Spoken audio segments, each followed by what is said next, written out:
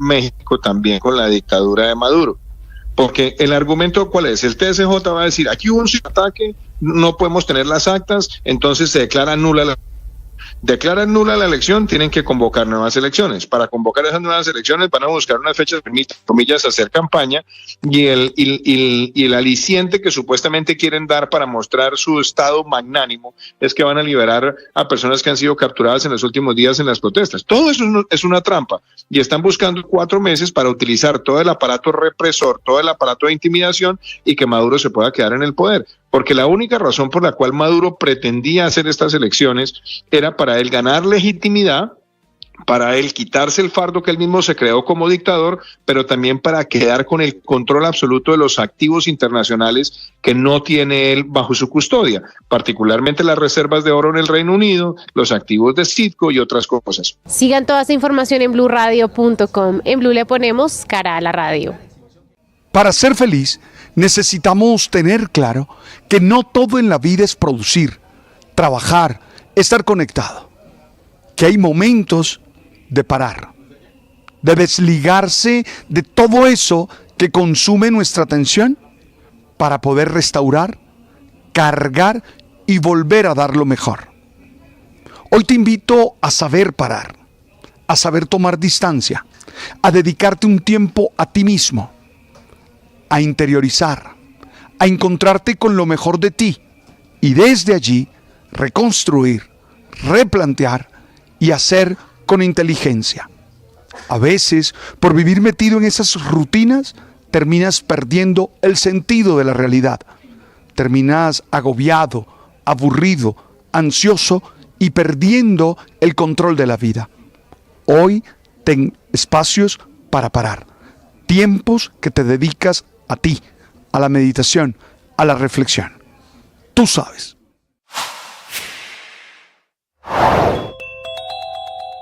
Suben los combustibles en el país con mayores precios para la gasolina y el ACPM desde este fin de semana y tras el comunicado de la Comisión de Regulación y Gas CREG sobre su resolución 4275 de 2024. Estás escuchando Blue Radio y bluradio.com.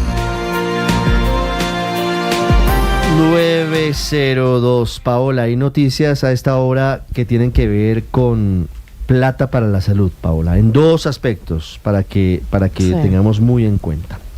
Por un lado, está hablando el Contralor General Carlos Hernán Rodríguez y está haciendo unas denuncias muy graves que van en el mismo sentido de las que había hecho el presidente de la República sobre posible detrimento patrimonial en varias EPS, entre ellos la nueva EPS, que es la más grande del país, la que tiene más número de afiliados. Dice el Contralor, ya vamos a estar en minutos con Nicolás Rodríguez desde el sitio, que la nueva EPS accedió a créditos entre el 2019 y el 2021 por 3.9 billones de pesos, de los cuales, dice él, 40.000 millones fueron destinados a pago de honorarios de miembros de junta, gasolina, anticipos de viajes, clases de yoga y pilates, bonos de regalo, gastos de planes complementarios de salud, entre otros. No pinta bien la cosa, no pinta bien. Ay, pues toca. Pago sin soporte sí, por un valor superior a los 2 billones de pesos en la nueva EPS y 643.000 millones de pesos de pagos sin soportes en la EPS Famisanar. Repito, en el año 2020, esto que dice el Contralor Carlos Hernán Rodríguez. Lo malo de las roscas es no estar en ella, definitivamente. Pero es Ricardo, muy complicado, muy grave, porque digamos que uno de los sustentos de lo que se ha argumentado es que la plata no alcanza.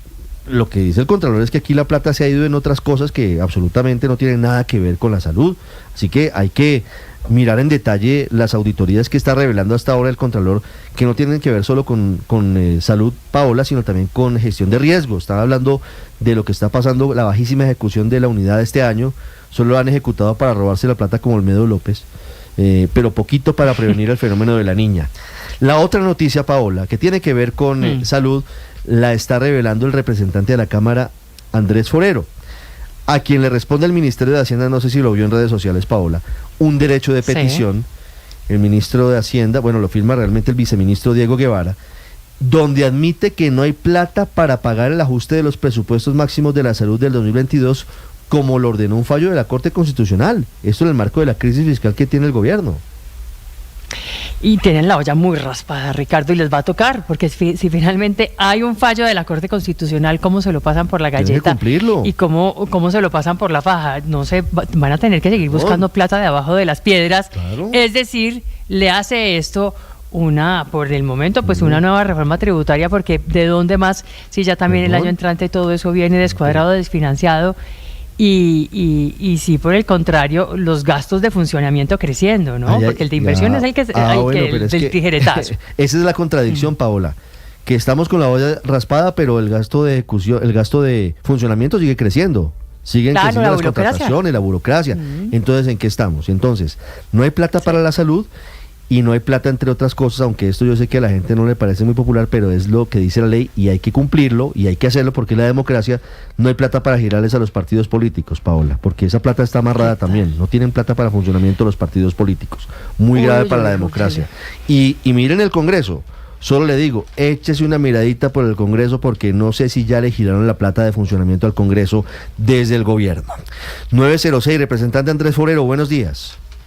Ricardo, muy buenos días, un saludo para ti, un saludo para la mesa y para toda la audiencia. Representante, exactamente cuál es la respuesta, en qué sentido va la respuesta del viceministro Diego Guevara a su derecho de petición sobre esa orden de la Corte que es, gobierno, reajuste y gire el faltante de los presupuestos máximos para salud de 2022.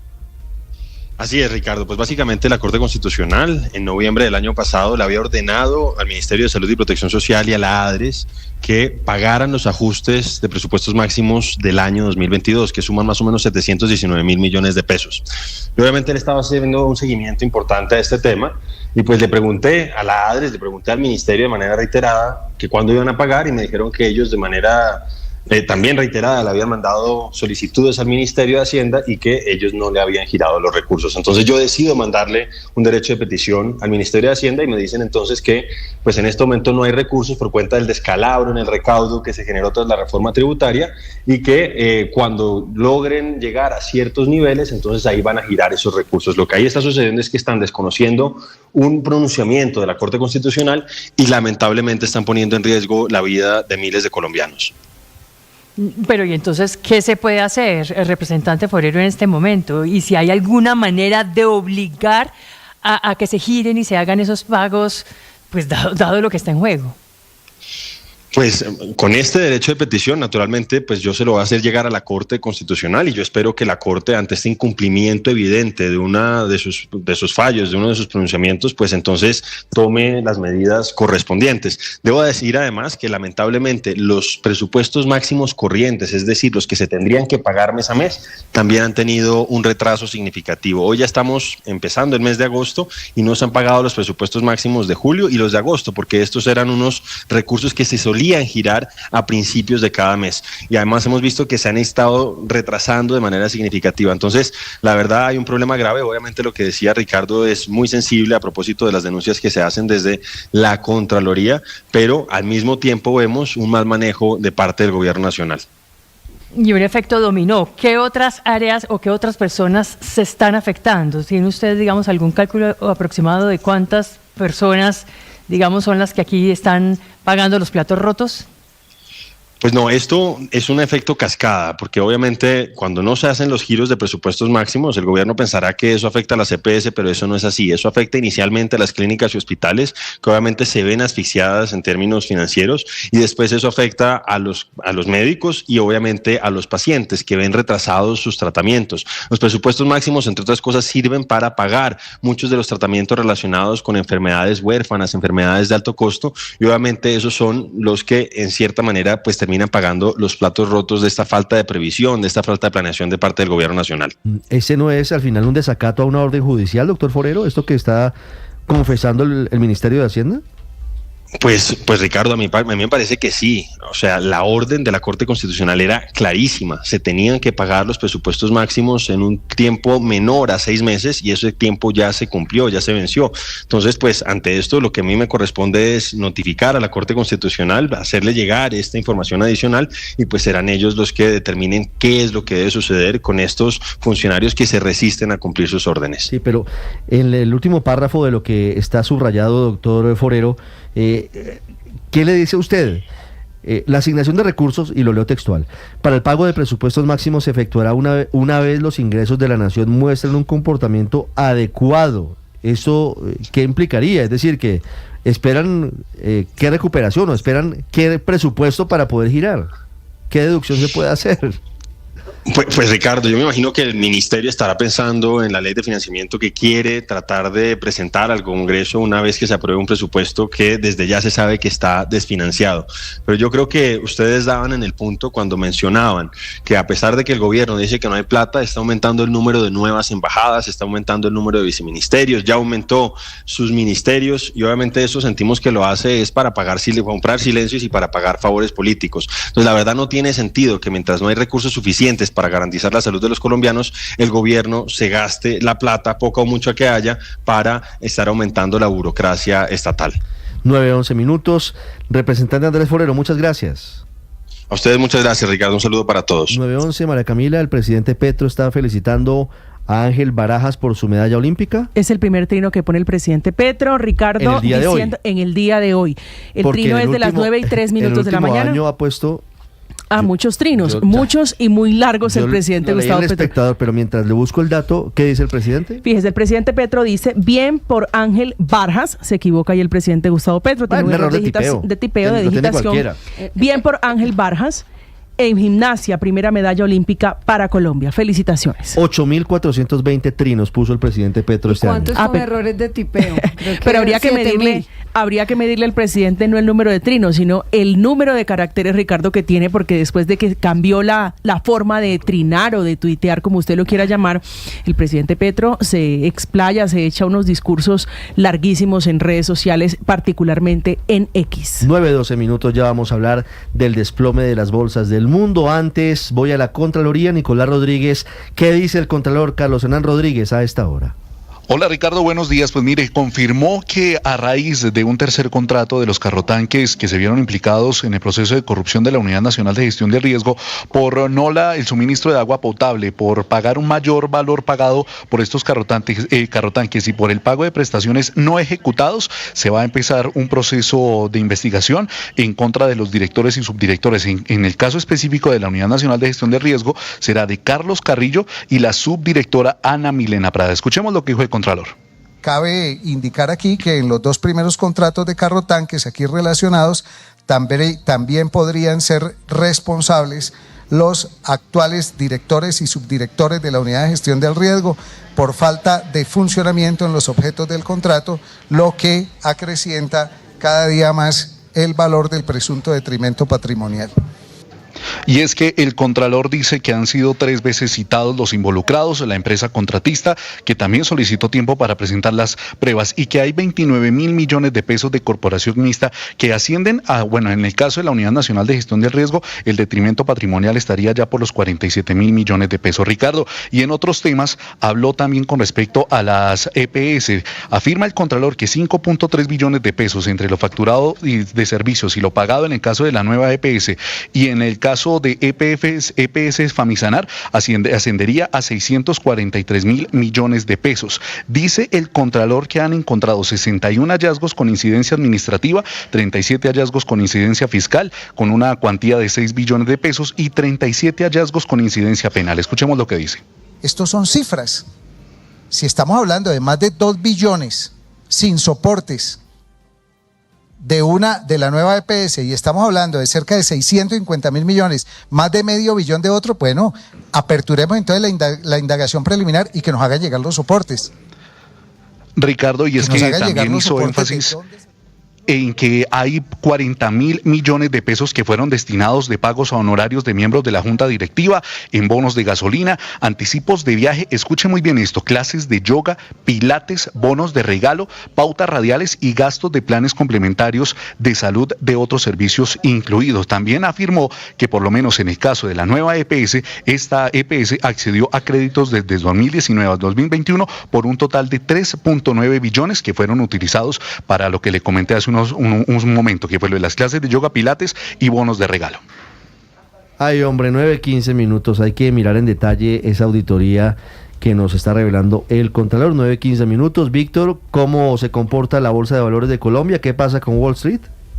Abren los mercados en América, Ricardo, muy contagiados por lo que ocurrió muy temprano, muy a la madrugada con Asia, después con Europa, y está aterrizando ese movimiento negativo aquí en América. Primero le cuento sobre Wall Street, con una apertura muy negativa, caen los tres índices, los tres principales, Dow Jones, Standard & Poor's, Nasdaq, aunque moderan un poco sus pérdidas frente a los primeros minutos. El Dow Jones a esta hora desciende 865 puntos, en algún momento alcanzó a caer más de 1.100 unidades, cae un 2,18%, el que más baja es el Nasdaq, el tecnológico, 3,24% a la baja, la acción de Intel cae un 7,66%, la de Nvidia un 7%, la de Tesla casi un 6%. En Colombia nos contagiamos igual, Ricardo, nuestra bolsa de valores en su mercado de acciones se desploma un 3% a esta hora, las acciones que más caen, Mineros, Preferencial Grupo Argos, todas estas cayendo más de un 5%, ninguna acción está subiendo en este momento, la de Ecopetrol, por ejemplo, cae 3,16%, ya se ubica por debajo de los 2.000 pesos por acción, y el dólar se sigue impulsando, ya ha marcado precios de 4.215 pesos, cotizaciones por encima de los 4.200 pesos por primera vez desde octubre del año pasado, Ricardo. Estás escuchando Blue Radio. Escanea este código y suscríbete a nuestro canal de YouTube, @Blue Radio Co. Y disfruta y participa de la programación de Blue Radio. Blue Radio, le ponemos cara a la radio. Blue Radio, la alternativa.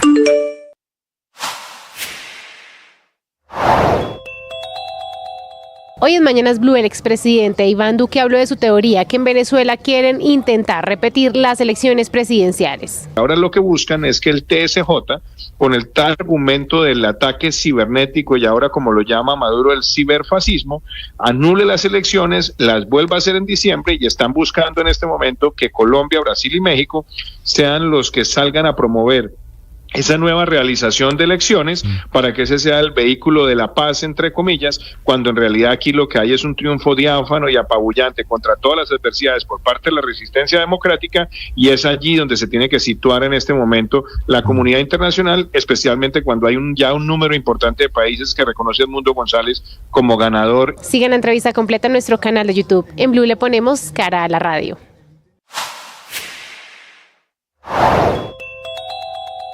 En lo que podría considerarse como un nuevo episodio en el entramado de corrupción es la Unidad de Gestión de Riesgo, se conoció una delicada denuncia del concejal de Bogotá, Daniel Briceño, del Centro Democrático.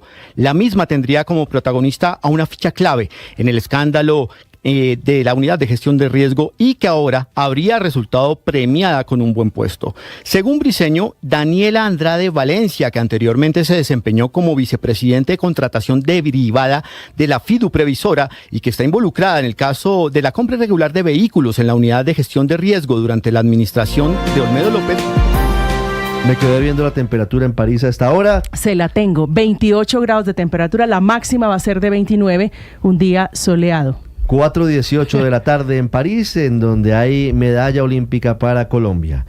Estamos pendientes de lo que está ocurriendo con los mercados del mundo. Comenzó la alerta desde anoche, hora de Colombia, con la apertura de la Bolsa de Valores de Tokio, que sufrió la segunda caída más grande en su historia, y se ha presentado un efecto contagio en todas las bolsas del mundo, incluyendo la colombiana, en medio de lo que significa la incertidumbre por una posible recesión de la economía de los Estados Unidos. David Cubides es director de investigaciones económicas del Grupo Alianza. Queremos entender esto, qué significa y cuáles pueden ser las implicaciones en caso de mantenerse. Hola David, buenos días. Hola Ricardo, muy buenos días para usted y para toda la audiencia. ¿Esto en la práctica qué significa? El sacudón que hemos tenido en Colombia, incluso nos decía Víctor Gross hace un rato, el efecto contagio pues lleva a un incremento, un alza fuerte en el precio del dólar. Ya estamos por encima de los 4.200 pesos.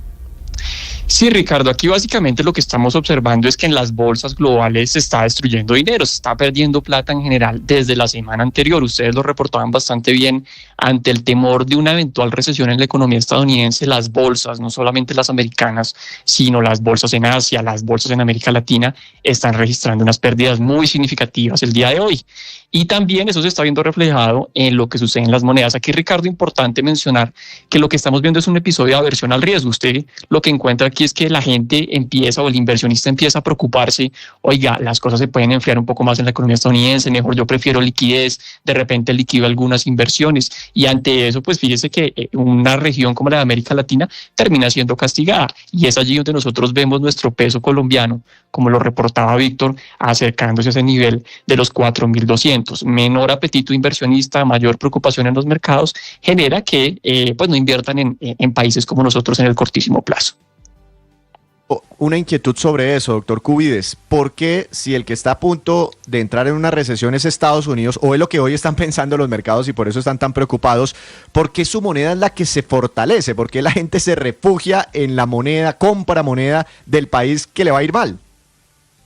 Sí, Víctor, acuérdese que cuando los Estados Unidos estornuda, al mundo le da una gripa bien fuerte, ¿no? Entonces, si empezamos a ver aquí temores de una eventual recesión en la economía estadounidense, pues esto también se va a trasladar, Víctor, en un proceso de desaceleración en otras economías del mundo. Acuérdese que nosotros veníamos de un proceso en el cual el planeta viene desacelerándose, y mientras estábamos observando eso, Estados Unidos es la única economía que en los últimos 2 o 3 años ha mostrado algo más de crecimiento. Y ahora Estados Unidos se va a terminar sumando a toda la demás lista de países que estamos mostrando cifras más acotadas. Piense usted que Colombia el año pasado registró tan solo un crecimiento del 0,6%, la cifra más baja desde el 99 si uno le quita la pandemia. Si Estados Unidos se suma a esa lista de países de desaceleración, pues vamos a estar abocados en un proceso de enfriamiento global. Y finalmente, o el punto aquí clave también, Víctor, es entender el tema del riesgo que yo les mencionaba antes. Si la economía estadounidense entra en un problema, si la economía estadounidense entra en recesión, pues en general el inversionista prefiere estar en monedas duras. Y a pesar de que sea Estados Unidos el originador del problema de la crisis, el inversionista prefiere estar invertido en moneda como esta, en el dólar americano, de repente en un euro, o de repente en coronas, en donde pues encuentran mucha mayor seguridad. Ya monedas un poco más emergentes, monedas que son consideradas un poco más riesgosas, pues allí encontramos algo de desvalorización, y allí entra por supuesto el peso colombiano, el peso mexicano, el real brasileño, y en general monedas de la región que el día de hoy están mostrando pues un proceso de desvalorización o de depreciación. Sí, y esto que está pasando en Estados Unidos, David, tiene que ver con una eventual, digamos, rompimiento de una burbuja inmobiliaria. Sí, Paola, aquí básicamente lo que está sucediendo es que acuérdense que nosotros, o en general el mundo viene hablando de, oiga, qué raro se ve Estados Unidos creciendo y creciendo, o mostrando unas cifras positivas, mientras que el mundo, como les contaba, mostraba unas cifras más negativas. Y lo que encontrábamos, Paola, es que la Reserva Federal, que ustedes lo han reportado repetidamente en este programa, ha mantenido unas tasas de interés en niveles elevados. Entonces aquí lo que estamos viendo es tal vez que se está empezando a quebrar ese jarrón de la economía americana por algún lado, y es tal vez estos indicadores de empleo que vimos la semana anterior, en donde ya vimos una tasa de desempleo sumándose o subiendo más bien al 4,3%, una generación de empleo que es la más baja por allá desde diciembre del 2020. Entonces uno dice, oiga, ¿será que a la Reserva Federal, es decir, a la versión gringa del Banco de la República, se le fue la mano con tasas de interés altas por tanto tiempo? Y ustedes saben que tasas de interés elevadas, y aquí pues lo hemos vivido, lo hemos comentado también en el caso colombiano, le terminan pasando factura al consumidor. Entonces ese consumidor americano promedio que se quiere ir a comprar unos tenis, pues de repente se encuentra que las tasas de interés en un nivel del 5-50% son altas, digamos, para el promedio histórico de la economía americana, pues prefieren no comprarse esos tenis, y al final ese menor consumo termina redundando en que las personas de la tienda o el jefe de la tienda termina despidiendo personas o contratando menos, y esos son los indicadores que estamos viendo en la economía americana, unos datos de mercado laboral un poco más flojos que al final redundan en preocupaciones sobre desaceleración o una recesión americana. Yo le quiero preguntar por el que quiere comprar los tenis, pero desde Colombia, ¿no? Porque pues para mucha gente es difícil de entender a veces que la Reserva Federal, que el desempleo en Estados Unidos, que la tasa de interés. Lo que la gente está viendo es que el dólar se subió y superó la barrera de los 4.200 pesos. Y mucha gente, doctor Cubides, pues tenía pensado viajar en los próximos días o comprarse unos tenis por internet en el exterior y esto le va a salir más caro. ¿Usted cree que ese dólar que hoy se montó por encima de los 4.200 pesos y pensando en todos esos compradores y por las cosas que están ocurriendo internacionalmente, se va a sostener por esos precios por un buen tiempo o hay esperanza? Yo sé que esto es muy difícil de adivinar, pero ¿hay algún tipo de esperanza de que respire un poco, se calme y vuelva a niveles más cercanos a los 4.000 pesos? Pues Víctor, mira, aquí intentando sacar la bolita de cristal en este tema del dólar, que es muy importante, por supuesto, para el consumidor colombiano, pero también para el importador o el exportador. Lo que nosotros creemos, Víctor, es que esto es un choque. Esto es un choque que por supuesto genera unas distorsiones y puede ser un choque que se nos quede por unos meses. Esto no va a ser eterno, pero sí nos puede generar unas afectaciones importantes en los próximos meses. Si terminamos confirmando, Víctor, que la economía estadounidense efectivamente entra en recesión y los inversionistas se preocupan y dejan de realizar inversiones en países como nosotros, es decir, dejan de demandar pesos colombianos, pues al final sí podríamos ver que el peso incluso podría estar en niveles más elevados que el que tenemos hoy, Víctor. Allí nosotros en la Alianza hemos hecho algunos ejercicios y podríamos ir a buscar niveles por encima de 4.300 o algo por el estilo. Sin embargo, Víctor, yo sí quiero ser muy claro con esto y es, como le digo, esto es un choque. En la medida que terminemos traspasando esta montaña, este choque que, como le digo, es temporal y debería diluirse en el mediano plazo y la gente diga, bueno, ya salió Estados Unidos de la desaceleración, ¿hacia dónde podemos invertir? Se van a dar cuenta que, por ejemplo, América Latina o Colombia, pues tiene unas oportunidades muy interesantes. Allí veremos, Víctor, creemos nosotros, unas oportunidades de nuevo para la valorización, de tal manera que nosotros en Alianza sí nos imaginamos que en el mediano plazo podríamos encontrar niveles por debajo de los 4.000. Entonces, sí. Corto plazo, todavía preocupaciones, tal vez arriba, pero mediano plazo sí nosotros en Alianza creemos que podríamos encontrar aquí unas valorizaciones y un peso colombiano fortaleciéndose. Pues sigamos con esa bolita entonces, por lo menos en el corto plazo, porque mientras más caro esté el dólar, más caro también va a ser el costo de vida en Colombia. ¿Esto que está pasando apaga o por lo menos disminuye la posibilidad de que el Banco de la República siga bajando las tasas de interés?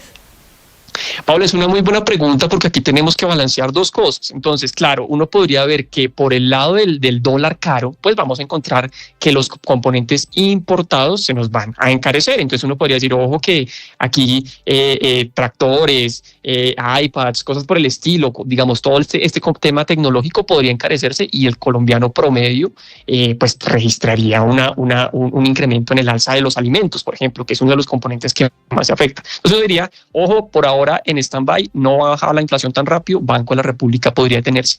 Pero el otro punto, Paola, es que de repente vamos a ver que la Reserva Federal, el banco central más importante en el planeta, sí empieza a bajar muy rápido. Entonces el Banco de la República en Colombia tendrá ese dilema de decir, oiga, en el mundo están recortando más rápido, no nos lo imaginamos, nosotros podríamos tener espacio. Y por el otro, como lo acabo de mencionar, de pronto una inflación un poco más arriba. Nosotros, Paola, creemos que el Banco de la República sí seguirá recortando sus tasas de interés. La inflación ha caído, el costo de vida en Colombia ha caído lo suficiente para abrirle el espacio a la economía colombiana o al Banrep de seguir recortando sus tasas. Y eso no lo suma, pues por supuesto, el proceso de desaceleración de la economía colombiana, que necesita de repente de unas tasas de interés un poco más abajo para continuar pues avanzando en ese proceso de recuperación que esperamos nosotros en el 2025. Claro, de eso se trata. Una última pregunta, señor Cubides. Mirando la causa raíz, ¿lo que hoy está ocurriendo puede tener que ver también con la desaceleración que ha tenido la economía china? No solo el fantasma de recesión de Estados Unidos, sino también lo que está pasando en China. Pues Ricardo, yo diría que esto, en este mundo tan interconectado, al final uno encuentra una multiplicidad de factores. Entonces uno podría decir, tal vez la más relevante es este golpe que estamos viendo la semana anterior en datos ya flojos de la economía americana y estos temores de desaceleración o recesión. Pero claro, Ricardo, usted va y se da cuenta que América Latina está creciendo a la mitad de lo que crecía hace 2 años, que China está creciendo por los lados del 4 o 5%, cuando ustedes recordarán, Ricardo, que China creció al 12, 14 hace algunos años 15, y era claro. el motor del mundo en materia de crecimiento. Creaban una economía gigantesca a punta de exportaciones y a punta de consumo doméstico, que eran el motor, como le digo, del crecimiento global. Entonces se han venido apagando esos motores y pues eso al final termina redundando en un planeta que está creciendo menos, que está encontrando otros jugadores, de repente India, pero que en este caso pues estamos viendo un China creciendo menos, un Estados Unidos creciendo menos y una región de América Latina también creciendo menos. Doctor Cubides, no lo quiero dejar ir sin esta pregunta. Más allá del impacto sobre el dólar de una eventual recesión económica en Estados Unidos, si eso se llega a materializar, hoy de momento hay un susto, ¿no? Estados Unidos todavía no ha entrado en recesión, hay unos analistas diciendo y unos indicadores diciendo, ojo que van a entrar en recesión. Si eso se materializa, ¿cómo más nos puede pegar a nosotros los colombianos, no solo por el efecto cambiario, teniendo en cuenta que es nuestro principal socio comercial? Yo, Víctor, le diría 2 o 3 puntos aquí importantes, y yo creo que ya los hemos mencionado algunos de estos en nuestra conversación. Número 1, en materia de crecimiento económico. Si Estados Unidos, nuestro principal socio comercial, uno de los países que claramente jalona el crecimiento global, termina viéndose afectado por una desaceleración o recesión, el mundo en general va a crecer menos y Colombia en general debería crecer menos. Entonces, primer punto, una menor tasa de crecimiento económico. Segundo punto, lo que conversábamos con Paola, si usted tiene un dólar más arriba, pues de repente va a tener ese componente importado dentro de los precios, tecnología, carros, etcétera, mucho más arriba, y eso nos puede generar una presión inflacionaria. Y el tercer punto, pues viene siendo este tema cambiario que ya pues lo conversamos, y es el tema que la gente ve en el día a día, esas personas que se van a ir de viaje, etcétera, pues sí ya ven que el colombiano la semana pasada, hasta hace algunos días, estaba por los lados de 4.000 o incluso por debajo, y hoy pues ya lo están viendo por los lados de 4.200, incluso puede estar un poco más arriba. Entonces yo creo que aquí jugamos en varias bandas. De nuevo aquí la multiplicidad de factores uno encuentra que terminan afectando la economía colombiana, crecimiento, inflación y la misma tasa de cambio podrían estar allí de presente moviéndose ante este escenario en los Estados Unidos. Es David Cubides, director de investigaciones económicas del Grupo Alianza, explicándonos las implicaciones que puede tener incluso para Colombia este efecto cascada de caída en todas las bolsas de valores del mundo. David, muchas gracias, un feliz día. Muchas gracias, Ricardo, feliz día para ustedes. Pues ahí están, Víctor, Aurelio, los efectos que puede tener esta situación que comienza en Tokio y ya va en Wall Street y por supuesto en nuestra bolsa de valores doméstica. Ricardo, yo me voy a aventurar a llamar esta crisis global como la crisis del dinero caro. Estados Unidos había venido manteniendo una posición de dinero muy caro, con unas tasas de interés, óigame bien, del 5,25 y 5,5%, que han sido las más altas en los últimos 23 años. Y el mundo se estaba moviendo en dinero caro. Nosotros los estábamos viendo, por ejemplo, con las tasas de interés de nuestros títulos del Tesoro y de nuestros bonos soberanos. Entonces, esa economía andando en dinero caro estalló. Trajo una caída en el empleo, trae una caída en la actividad económica que se empieza a reflejar en todo el mundo. Yo pienso que más que Japón, que por supuesto contribuye a la crisis, el núcleo, el centro, o sea, digámoslo, el epicentro del terremoto está en el dinero caro de la Reserva Federal. Y entonces, el mundo, ¿qué es lo que está viendo? Que puede haber ante ese hecho una baja rápida de emergencia de esa tasa de interés para tratar de corregir, y entonces vamos a tener 2 temblores. Este es el primer temblor de anuncio de recesión y un segundo temblor que ocasiona en el mundo la baja en la tasa de interés de la FED. ¿Cómo va a afectar a Colombia esto? Por supuesto, yo creo que Colombia va a ir a una baja de interés cuando lo haga la FED. Está estudiado ya históricamente que el 48% de la tasa de interés nacional tiene como núcleo la tasa de interés de los Estados Unidos. Pero podemos decir que si bien es un resentimiento general de la actividad económica, pues a nosotros por supuesto no nos va a ir bien, descontando que si el dólar sube de precio, pues también va a costarle mucho a los importadores, pero también se van a favorecer los exportadores. Piensen los cafeteros que van a estar exportando a dólar. Sí, pero la gente no, los hogares no, y en la factura del mercado menos, porque una tercera parte de la canasta familiar es importada y eso nos va a pegar a nosotros duro. Pero ¿sabe esto que está pasando? Pues efectivamente sí, se debe al dinero caro que está haciendo que la gente en Estados Unidos, Ricardo, comience a incumplir los pagos de sus los créditos inmobiliarios, recordando de alguna manera ese fantasma. ¿Se acuerda usted hace 15 o 20 años con toda esa crisis que se desató precisamente por esa burbuja inmobiliaria que se reventó, la gente que dejó de pagar sus créditos a tiempo, Lehman Brothers y demás? Y entonces esto es como el gran susto que tiene mucha gente. Ahora, ¿cuál es el efecto de todo eso? Para mí es clarísimo, que mientras más mal le vaya a la economía de los Estados Unidos, más posibilidades tiene de ganar un señor como Donald Trump, con cuyo mandato, o bajo cuyo mandato tuvo la enorme suerte, digamos, de coincidir con una época buena de crecimiento para los Estados Unidos, mientras que a Joe Biden le está yendo bastante mal, y por lo tanto, pues Kamala Harris tampoco sería, digamos, Ricardo, la llamada a cobrarse eso, pero eso solamente le allana el camino para que gane Donald Trump. O sea, hay otros elementos para favorecer a la candidatura de Donald Trump, aunque falta tiempo todavía, Álvaro, pero todo esto, también esa sensación de dificultades económicas, no hay cosa que preocupe más a los estadounidenses. Hay una pregunta que se usa mucho en Washington, mitad jocosa pero mitad realista, que dice: ¿cuál es el grip más poderoso en Washington? Y la respuesta es el de la reforma, el del presidente de la Reserva Federal. Entonces la gente pregunta ¿por qué? Porque tiene los testículos del presidente de los Estados Unidos. Porque se sabe que si la Reserva mantiene las tasas de interés alto, frena la economía. Había muchos economistas diciendo desde hace rato que era muy sospechoso que con la economía andando bien y con la inflación bajando, la Reserva Federal no bajara.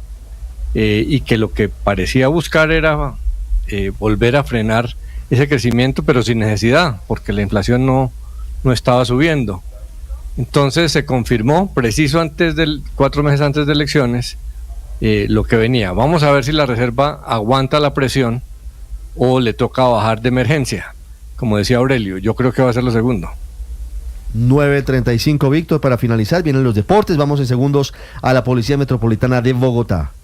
Una actualización, siguen bajando con fuerza, una actualización. Los mercados en Colombia, la bolsa más de un 3%, 3,09%, y tal vez una de las más no sube ninguna acción en este momento en la Bolsa de Valores de Colombia, Ricardo, todas pintadas de rojo. Usted mira la pantalla bursátil en nuestro mercado y todo para abajo. 7,66% la acción de Mineros, Grupo Argos 4,56%, preferencial Grupo Argos 5,34%, y la acción de Ecopetrol, que está visitando mínimos en mucho tiempo, en muchos meses, hace bastante tiempo no se negociaba por debajo de los 2.000 pesos, 1.995 pesos, cayendo un 3,16%, acción de la que son propietarios 250.000 colombianos. 9:36 en Santiago de Chile. A esta hora es recibido con honores en el Palacio de la Moneda por parte del presidente Gabriel Boric, el presidente de Brasil, Luis Ignacio Lula da Silva. El plato fuerte, el eje de la reunión, la crisis política en Venezuela. Estás escuchando Blue Radio. Escanea este código y suscríbete a nuestro canal de YouTube, @Blue Radio Co. Y disfruta y participa de la programación de Blue Radio. Blue Radio, le ponemos cara a la radio. Blue Radio, la alternativa.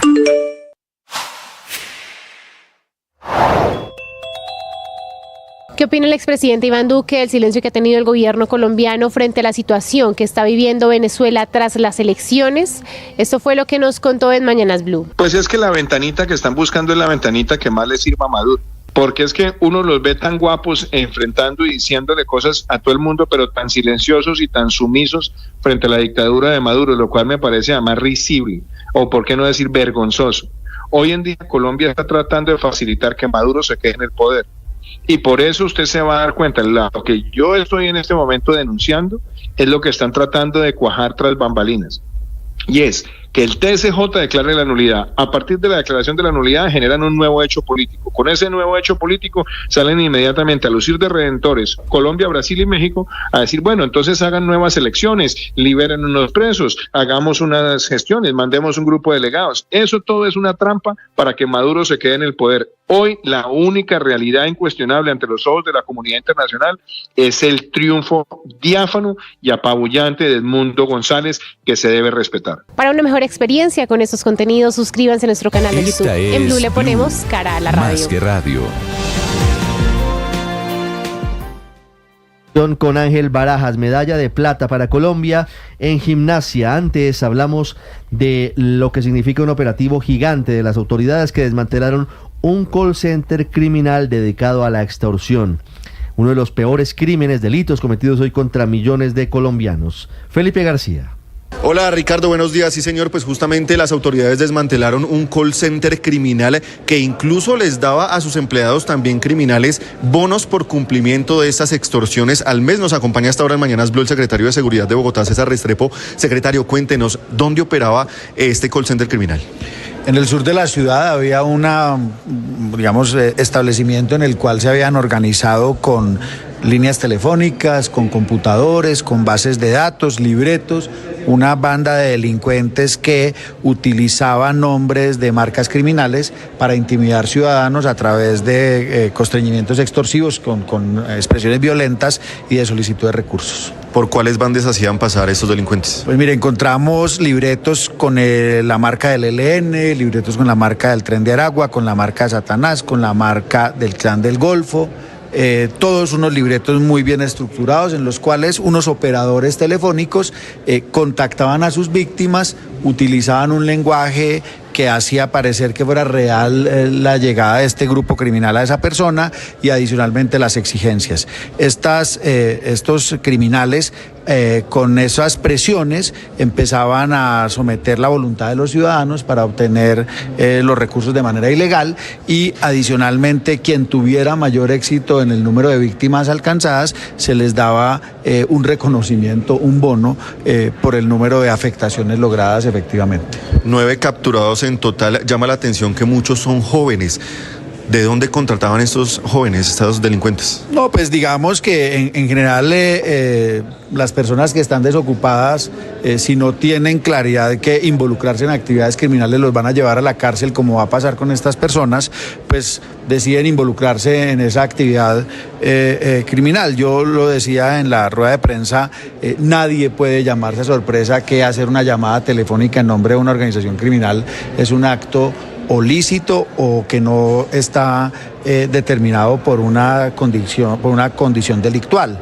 Es decir, ninguno de los capturados podría argumentar que está engañado. Si yo como individuo llamo a alguien más a decirle que estoy hablando en nombre del ELN, del Clan del Golfo, del Tren de Aragua, así no sea parte de las organizaciones, estoy cometiendo un delito y por eso debo ser castigado. Hay registro, secretario, de al menos 2.000 víctimas. ¿De dónde sacaban esos datos de estas personas? Hay muchas fuentes de información y aquí usted me da la oportunidad de aprovechar para darle una alerta a los ciudadanos.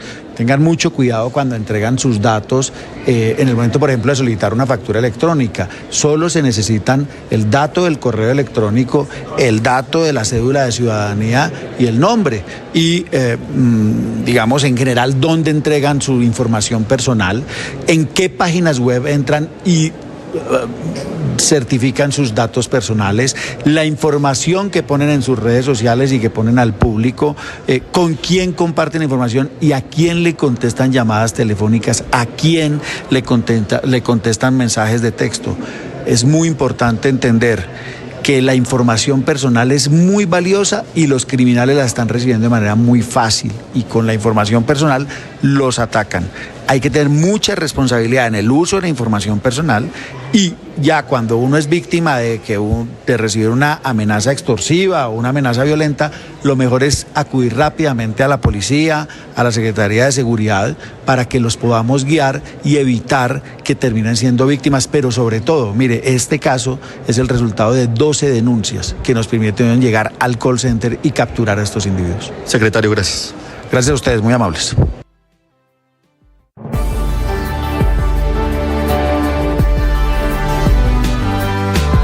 9:42, contéstese, estos son los deportes en Mañanas Blue. Iniciamos la semana con buenas noticias. 14.533, Luz Dario. La nota normal de Ángel Barajas es 14.7.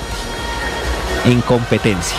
Nos pone a soñar en este momento entonces el colombiano, que podría estar muy cerca de lo que se vive a esta hora en el Arena Bercy, ahí cerca de la Cinemateca. Fue la actuación de Ángel Barajas, actuación de 14.533 puntos en la barra fija de la gimnasia artística, y ahí cayó la primera medalla olímpica para Colombia en estos Juegos de París 2024. Estamos aquí con el Cristo en la boca. 13.433, medalla para 13. Colombia.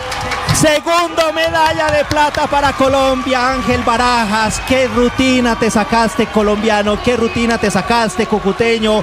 Eres medalla de plata, la primera de Colombia. El gimnasta cucuteño de 17 años empató en puntaje con el ganador del oro, pero quedó en el segundo cajón del podio por el ítem de desempate de la ejecución. Y aquí el chico de la medalla de plata con sabor a oro. Nuestro chico dorado. Es el medallista colombiano más joven en la historia de nuestro país. Se mostró tranquilo tras esta gran actuación. Agradecerle a Dios, creo que yo hice lo humanamente posible, pero fue voluntad de él obtener esta medalla. Es un sueño cumplido. De verdad que me siento muy feliz. A mi corta edad creo que he logrado mucho. Hoy logré hacer un buen trabajo. Solo disfruté lo que más amo hacer. Y ahí, gracias a Dios, se dieron los resultados. Y la jornada fue de extremos. Tuvimos al medallista más joven en nuestra historia, pero también al deportista colombiano más longevo en participar en unas justas olímpicas. Fue René López, de 60 años, compitió junto a su caballo Jeros y no logró la clasificación en el salto individual de la hípica olímpica. Y en atletismo tuvimos representación en lanzamiento de martillo con Mauricio Ortega, por eso saludamos a Johnson Rojas, que nos tiene toda la información. Hola Juan Camilo, buenos días. Jornada atlética en el Stade de France, tuvo participación colombiana. El primer deportista fue Mauricio Ortega Girón, quien en el lanzamiento de disco consiguió 61 metros y 97 centímetros, que no le alcanzó para clasificar a la final. El de apartado, quien ayer cumplió 30 años, se siente decepcionado por su presentación en París 2024. Creo que son pensamientos más de inconformismo. Sin embargo, agradecer por estar aquí y pues nada, a continuar en lo que Dios permita y hasta donde lo permita también. Ortega analizará su futuro inmediato porque sus registros fueron muy parecidos a los que realizó en los Juegos Olímpicos de Río 2016. En Tokio fue séptimo, consiguió diploma olímpico. En los Juegos Olímpicos de París 2024, Johnson Rojas, Blue Radio. Johnson, y me quedo con usted para que nos cuente cómo le fue a las dos colombianas que nos representan hoy en la prueba de 400 metros. Juan Camilo, dos atletas colombianas participaron en los 400 metros planos en la ronda de clasificación. No lo consiguieron. Lina Licona con 51 segundos 85 centésimas. Ella irá a zona de repechaje. Tras su primera participación en Juegos Olímpicos, nos habla en Blue Radio. Nada, feliz. Para llegar aquí fue muy duro. Creo que estoy tocando casi mi marca personal. Me queda repechaje, sé que en el repechaje puedo dar mucho más. Y esto apenas empieza para mí, mis primeros juegos. Y aquí en adelante vienen muchos más juegos más y mucha mejora para Colombia. Y la otra participante, Evelis Aguilar, terminó séptima con 53.36. En sus terceros Juegos Olímpicos reclama más presencia y ayuda de los colombianos. Este deporte es diferente, así pienso que también hay que darle como el mismo apoyo que se le da a una selección de fútbol, dárnoslas a nosotros. Cuando va a jugar un partido de Colombia y eso, la tribuna, todo el país se siente, mientras que cuando vamos a competir nosotros, uno que otro, nuestras familias, son los únicos que se ponen como la camisa y vamos y eso. Las atletas colombianas Lina Licona y Evelis Aguilar tendrán la posibilidad de competir mañana en el repechaje para ver si se puede meter dentro de las 24 semifinalistas de la prueba de los 400 metros planos. En París 2024, Johnson Rojas, Blue Radio. Gracias, Johnson. Hacemos una pausa y volvemos para hablar de fútbol profesional colombiano.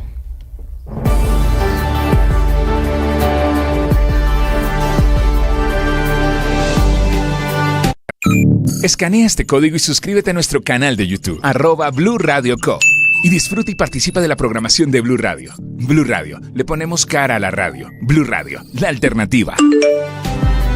Hablamos entonces de fútbol colombiano. Medellín se quedó sin técnico tras caer 2-0 frente al Cali en Palma Seca. Estas fueron las últimas palabras del uruguayo Alfredo Arias como entrenador del Poderoso. Creo que nos ganaron bien.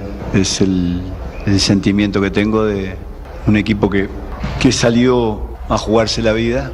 Y en ese sentido, aunque el gol lo encuentran en los descuentos del primer tiempo, nosotros no habíamos podido hacer nuestro juego. Los goles caleños fueron de Jonathan Marulanda y Freddy Montero. Hernán Torres, el técnico azucarero, salió contento con esta victoria que lo aleja del descenso.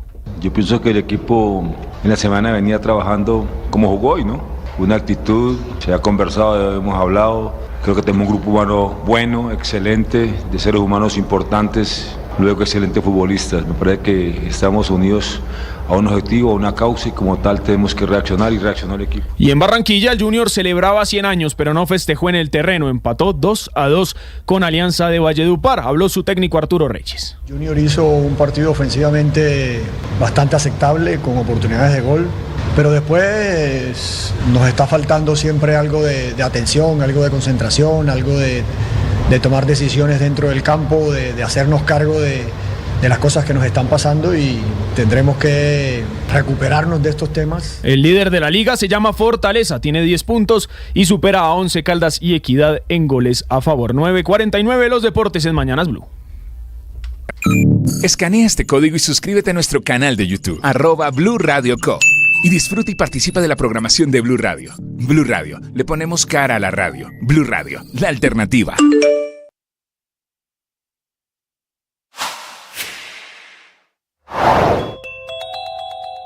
En medio del aumento de las exigencias de la comunidad internacional a Nicolás Maduro y al Consejo Nacional Electoral de Venezuela para que publique las actas de votación de las elecciones presidenciales del pasado 28 de julio, mientras los poderes del Estado blindan a Maduro.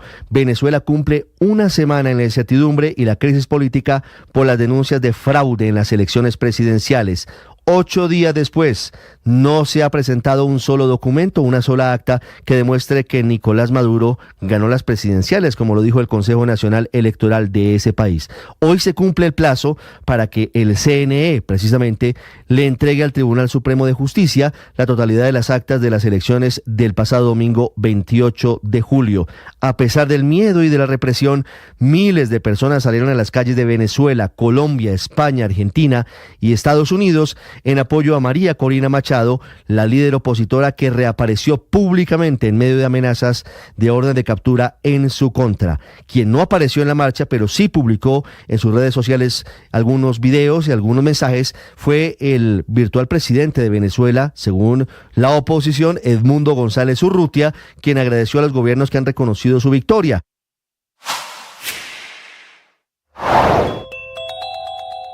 El cese al fuego con el ELN finalizó y de momento no hay prórroga. La hora cero para la tregua de más de 360 días, la más larga que se haya firmado hasta ahora en el marco de cualquier proceso de paz con esa guerrilla, fue el 3 de agosto.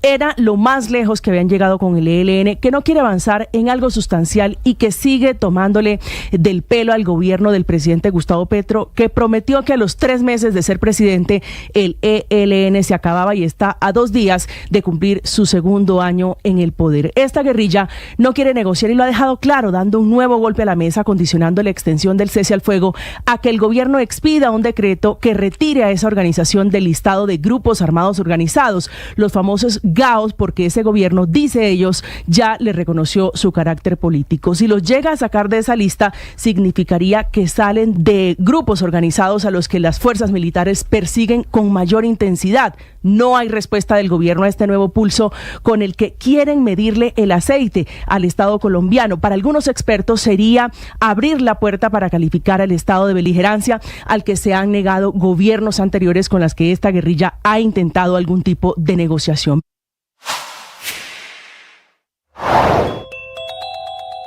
En las bolsas del mundo que están teniendo una sacudida muy fuerte, la bolsa de valores de Tokio ha sufrido la segunda peor caída en su historia, mientras que hay un efecto contagio que ya llega a Europa con la expectativa de lo que ocurra en la bolsa de Nueva York, todo ello por cuenta de los resultados económicos de Estados Unidos divulgados el viernes y que hacen prever una posible recesión en la economía más importante del mundo.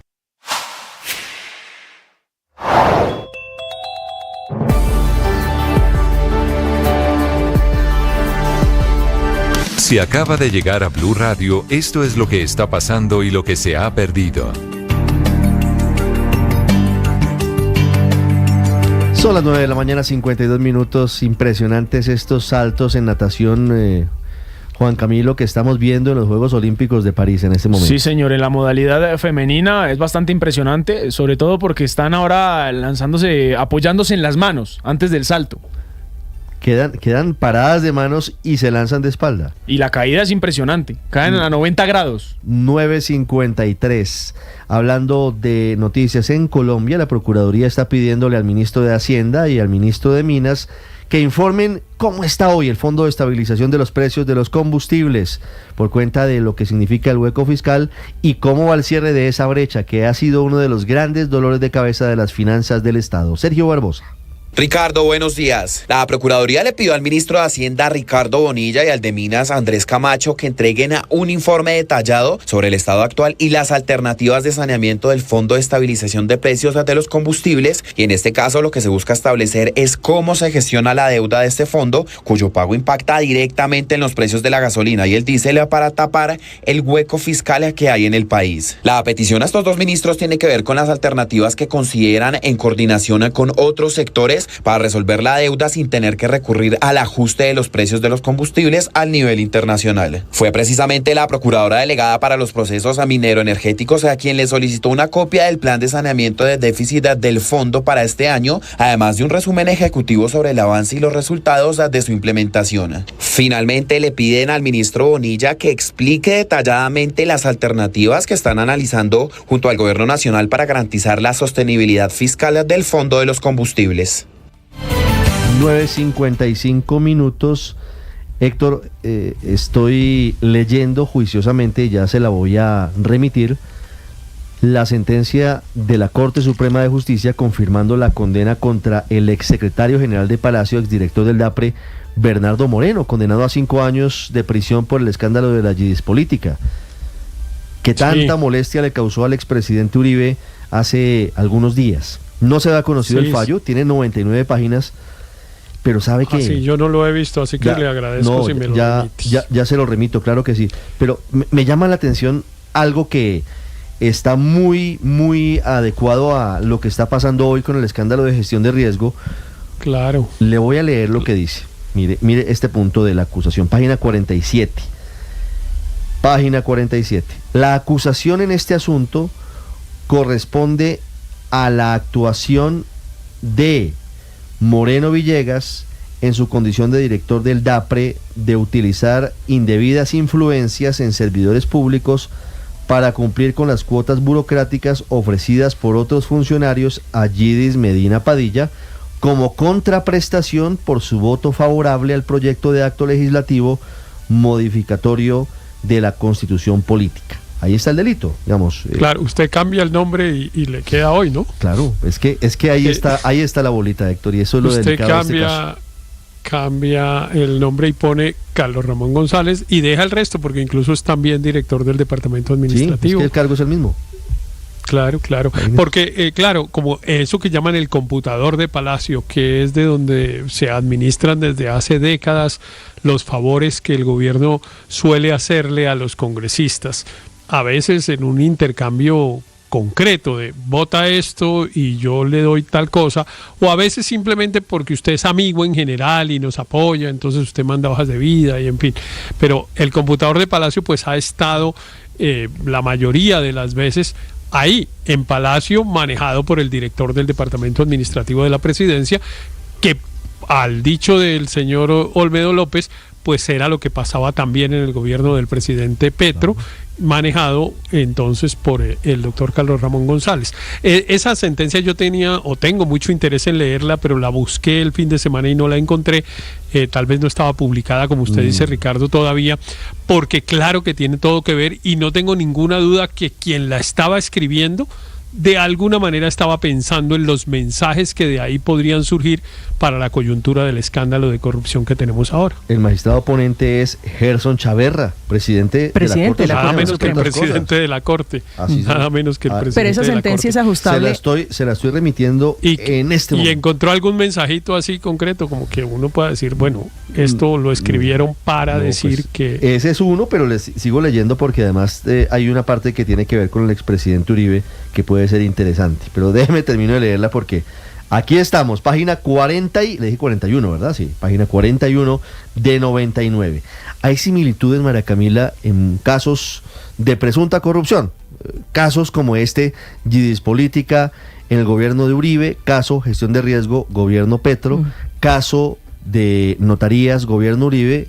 Ahora, ¿será que el caso de notarías, gobierno Petro? Las notarías, yo creo que, Ricardo, tienen una concurrencia en el gobierno del expresidente Álvaro Uribe. Se han usado siempre, eso hay que decirlo, sí, para pagar favores políticos. Para pagar favores, ¿no es verdad? Pero fíjese que a propósito de esta sentencia de la Corte Suprema, de la confirmación de la sentencia, uno pudiera ajustar y le cambia los nombres, le quita el de Gidis Medina, Ricardo, y le puede poner el de Daniela Valencia Andrade, la novia o exnovia del señor Jaime Ramírez Cobo, que fue premiada con la notaría 36, la mujer que sale firmando la autorización para el desembolso de cerca de 40.000 millones, una cifra tal vez superior a los 40.000 millones de pesos para comprar plantas desalinizadoras en el departamento de La Guajira. Una mujer que el nombre de ella, Ricardo, va a resultar muy importante en la investigación del escándalo de corrupción de la Unidad Nacional de Gestión de Riesgo. Gente con estrellas, salió de la vicepresidencia de la fiduprevisora y le dieron una notaría. Premiada, ella sí que está viviendo sabroso. Gente con estrellas. La notaría es un premio grande, ¿no? Perdón. Y además entiendo que esta notaría 36 queda en la carrera séptima en el centro de Bogotá.